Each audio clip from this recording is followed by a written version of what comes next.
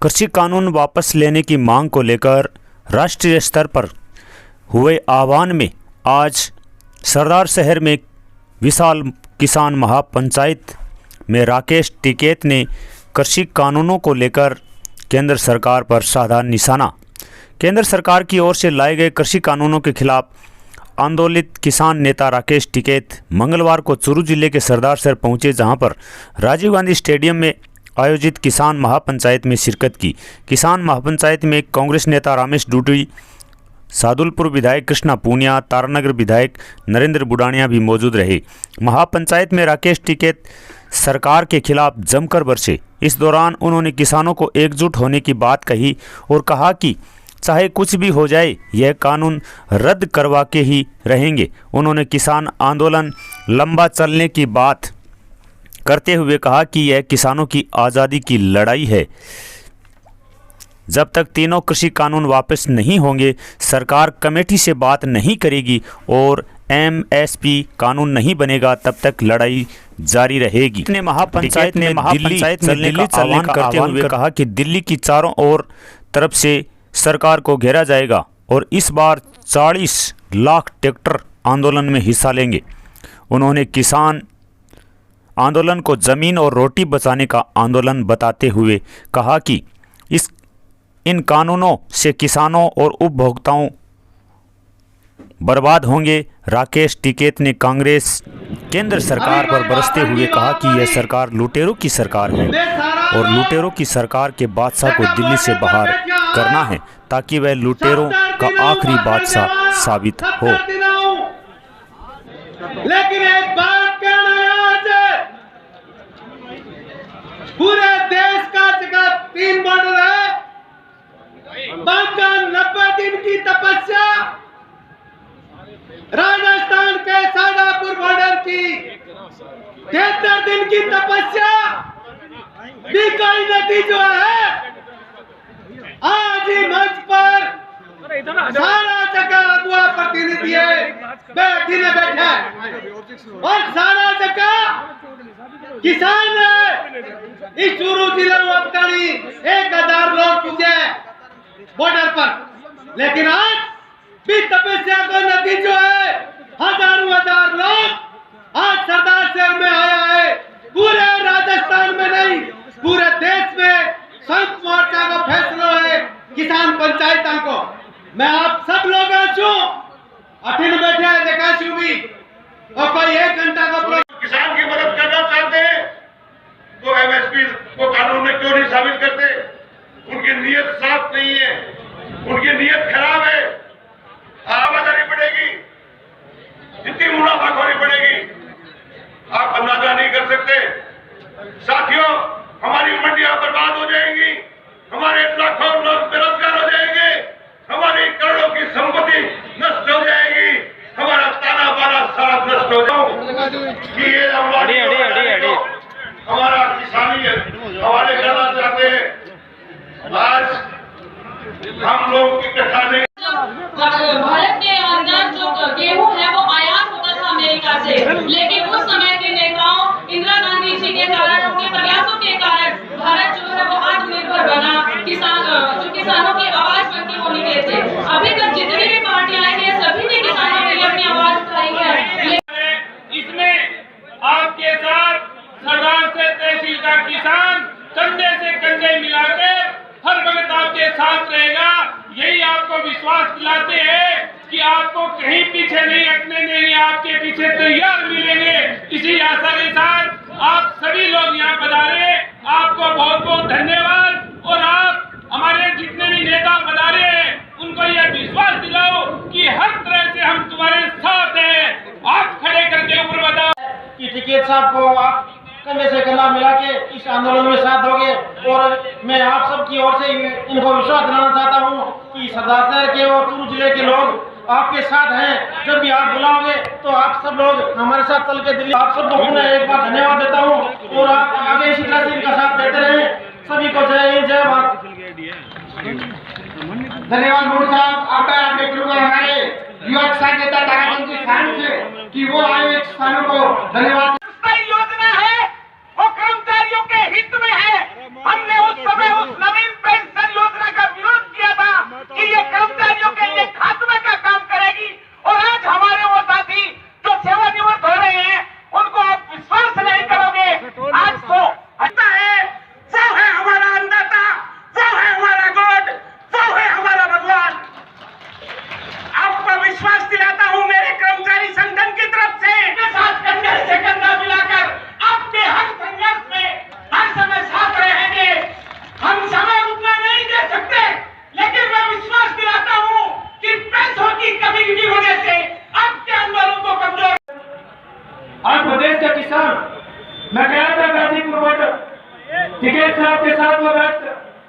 इनके सभी मुखियाओं को मैंने ये आश्वासन दे के आया आपकी तरफ से और विश्वास करता के आया कि टिकैत साहब आपको कहीं पीछे मुड़ने की जरूरत नहीं है। पूरे प्रदेश का किसान आपके साथ कंधे से कंधा मिला के खड़ा रहेगा। आज आप देखो टिकैत साहब, आप नॉन मीटिंग करके आए। आज इस सरदार साहब के अंदर हजारों के सैलाब के अंदर आपको विदित हो गया होगा कि राजस्थान प्रदेश का किसान कहीं कोई काम नहीं है।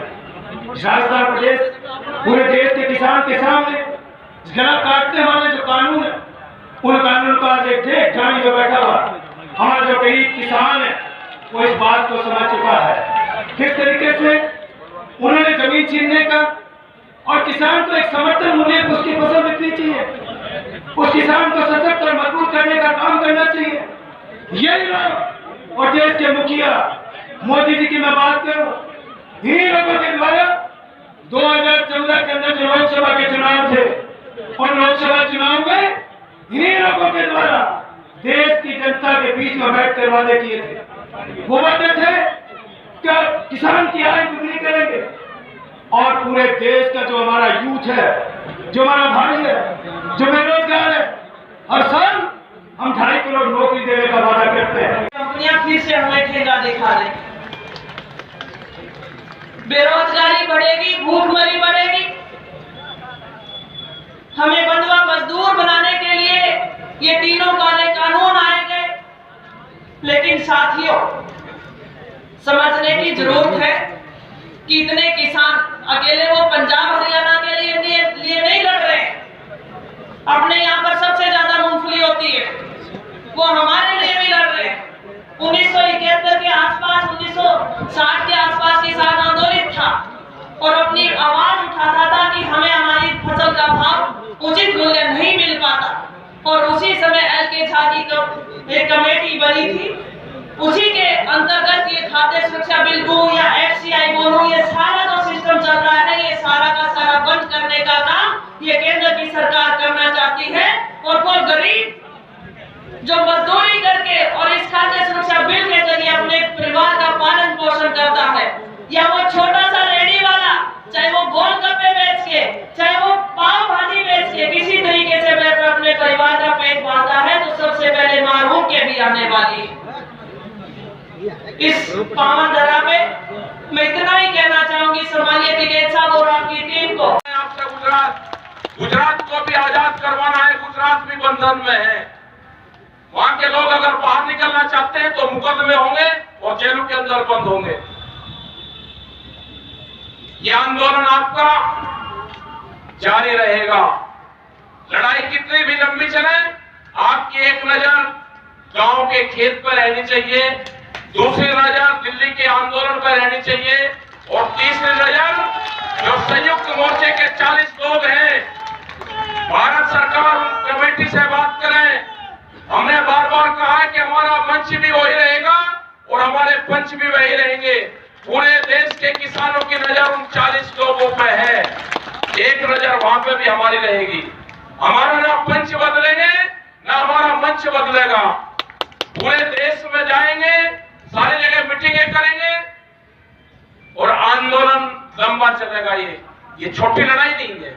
जब ऊंट गाड़ी से आंदोलन हुआ, 250 से ज्यादा ऊंट गाड़ियां यहाँ पे चूरू शहर में निकला आंदोलन, ट्रैक्टरों से आंदोलन निकल रहे हैं, विदेशों में लोग ट्रैक्टर से आंदोलन कर रहे हैं।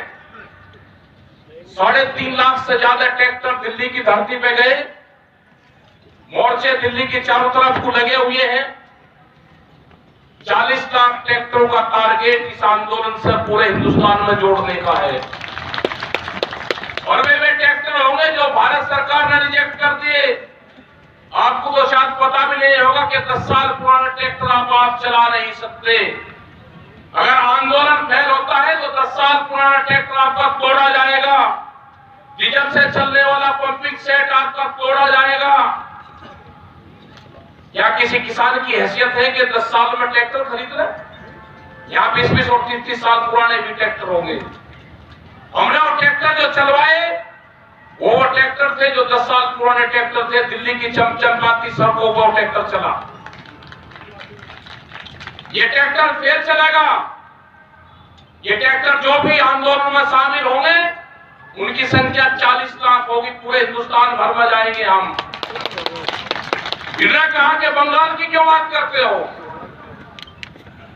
झारखंड के लोगों से बात हुई, उन्होंने कहा कि यहां से ट्रैक्टर जाने की जरूरत नहीं, झारखंड से कई हजार ट्रैक्टर बंगाल में जाएगा ये ट्रैक्टर लेकर किसान बंगाल में जाएगा। ये ट्रैक्टर तो किसान का टैंक है। ये ऊपर खापड़ रहते टिल्लों को तोड़ता है, ये बंजर भूमि को तोड़ता है, ये जाएगा। ये राजस्थान का ट्रैक्टर है भी जब मिट्टी साफ करने यहाँ के लोग। शहर का तो वे हैं जो कंज्यूमर हैं, उनको तो महंगे भाव में मिल रहा। महंगाई में तो शहर वाले मार दिए, गांव वाले भी। और फसलों का रेट गांव वालों को नहीं मिल रहा। भाई यहाँ पर राजस्थान में आए, बाजरा क्या रेट में बिका, 11 रुपये किलो। चना क्या रेट में बिक रहा, यहाँ की जो सरसों है उसका क्या रेट है। ये लड़ाई ये है कि अगर एमएसपी पे कानून बन जाएगा तो सबको फायदा उसका होगा, पूरे देश के किसानों को फायदा होगा। राजस्थान का तो बहुत बुरा हाल है, पानी है नहीं, कैसे ये खर्चा करके अनाज उपजाते हैं और जब मंडी में जाते हैं तो इनका एमएसपी पे बिकता नहीं, व्यापारी इनको आधे रेट में लूटता है। तो भारत सरकार से यही तो है कि भाई आप एमएसपी पे कानून बना दो, इनको कम से कम कीमतें तो मिल जाए। अभी तो स्वामीनाथन कमेटी भी रिपोर्ट लागू करी उन्होंने, 3 बिल और ले आए। व्यापारी के गोदाम पहले बन गए, कानून बाद में आया तो सब यहाँ से खरीद के व्यापारी के गोदाम में रखा जाएगा और भूख के आधार पर देश पे कीमतें तय हो गई। ये उसी के खिलाफ आंदोलन है। अब ढाणियों तक पहुंचने लगे। ढाणियों से ही तो चलेगा, ये तो वैचारिक क्रांति है। ये तो गांव से उठेगी, ढाणी से उठेगी। जो एक का खेत इन टिब्बू में बस रहा है, जो गांव एक गांव के लोग इससे उठेंगे और ये जाति और धर्म से ऊपर आंदोलन जाएगा। 2 चीज पर राजस्थान के लोगों को पूर्ण रूप से फोकस करना है। एक तो जातीय शब्द का इस्तेमाल कम करें यहाँ पे, क्योंकि जाति बहुत गहराई तक यहाँ पे जा रही है। जब आंदोलन हो आपका, जातिगत नाम ना ले ज्यादातर, और किसी पॉलिटिक्स पे बात ना करें। एक नई जाति यहाँ पे इजाद करे, उसका नाम होगा किसान। उस पर काम करे तो राजस्थान की जीत होगी, देश के किसानों की जीत होगी। हमको इस चीज़ पे भी काम करना है। आज फसलों के रेट का सवाल है, ये नहीं है कि उस जाति का ज़्यादा महंगे पे बिक गया, इसका कम पे बिक रहा है। रेट मिलेगा तो सबका एक मिलेगा। जैसे दुकानदार हैं, उनकी कोई जाति नहीं होती, वे इकट्ठे रहते हैं, एक ही झंडे के नीचे काम करें। ऐसा ही मजदूर है। सर, पार्टी और जाति को अलग करना चाहते पुलिस वाले यहाँ कोई नहीं टेंट का अड्डा किसी ने शाहजहांपुर पे किया वहाँ पे। ये तो आंदोलन किसानों का है पूर्ण रूप से। इसमें जाति और पॉलिटिक्स दूर रहेगी इस आंदोलन से। सर, मांगों को यदि आप देखा जाए तो कब तक ये होते? हम तो अपना गाँव में जा रहे हैं, अपना मीटिंग कर रहे हैं। देश को आज़ाद होने में 90 वर्ष लगे। ये भी चलता रहेगा आंदोलन जब तक बातचीत नहीं करेगी सरकार। तो सर, ये सरकार आवे, दूसरी आवे, तीसरी आवे, या आवे, कोई आवे, जो सरकारों की गलत पॉलिसी होगी उसके खिलाफ ये आंदोलन देश में चलेंगे। क्योंकि किसानों का काम भी थक रहा है तो कोई निश्चित समय का ये किसान अपने खेत को भी देखेगा, ये किसान दिल्ली के आंदोलन को भी देखेगा, और ये किसान सरकार जो बातचीत करेगी हमारे 40 लोगों से उनको भी देखेगा। जो संयुक्त मोर्चे की टीम है पूरी 40 लोगों की, उस पर देश के किसानों ने, मजदूर ने विश्वास करा है, वही उनसे बातचीत करेगी सरकार से। राजस्थान की विधानसभाओं में भी जाएंगे? नहीं, पूरे देश में है तो प्रोग्राम भाई, सब 23 मार्च तक के प्रोग्राम लगेगी, तो पूरे देश में है प्रोग्राम।